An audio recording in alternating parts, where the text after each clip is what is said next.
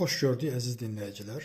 Bilirsiniz ki, Amerika prezidenti uzaq şərq səfərindədir və uzaq şərq səfəri nəticəsində əsnasında Çində də səfərdə olub. Çinlə səfərdə Xi Jinpinglə görüşdən sonra və Amerikaya getdikdən sonra belə bir açıqlama verib və 33 ildən sonra Amerika ilk dəfə olaraq nüvə silahlarının təlimini həyata keçirməyə və sınaqdan keçirməyə başlayıb.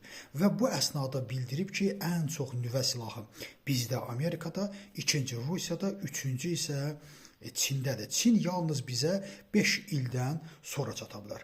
İkinci bir xəbər isə ondan ibarətdir ki, bilirsiniz ki, Rusiya Ukrayna müharibəsində Pakrovsk istiqamətində çox dəhşətli Rusiyanın itkilər verdiyini və Ukrayna qoşunlarının irəlilədiyi barəsində məlumatlar verdi. Bu günləri isə Vladimir Putin Zelenskiyə müraciət edib və bildirib ki, Kupiansk və Krasnoarmeysk kəndi ətrafında bəs güya Ukrayna qoşunları mühasirəyə düşüblər və Zelenski öz əhalisinin qeydinə qalmalıdır.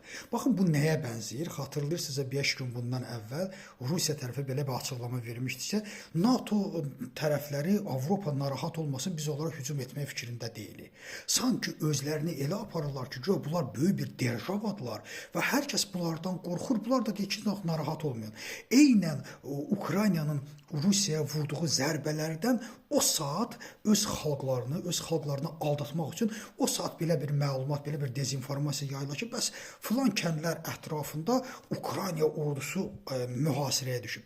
Qəti surətdə narahatdır, bu yalandır və heç bir tərəfdən də bu öz təsdiqini tapmır.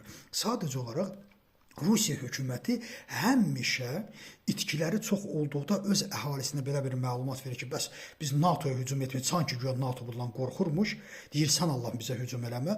Burada da deyir ki, əksinə Ukrayna ordusu mühasirəyə düşüb, biz Zelenskiyə müraciət edirik ki, qutarıb. Bu, əslində qalsa, Putinin öz xalqını aldatmaq və manipulyasiya etmək cəhdidir. Təşəkkür edirəm, diqqətinizə görə.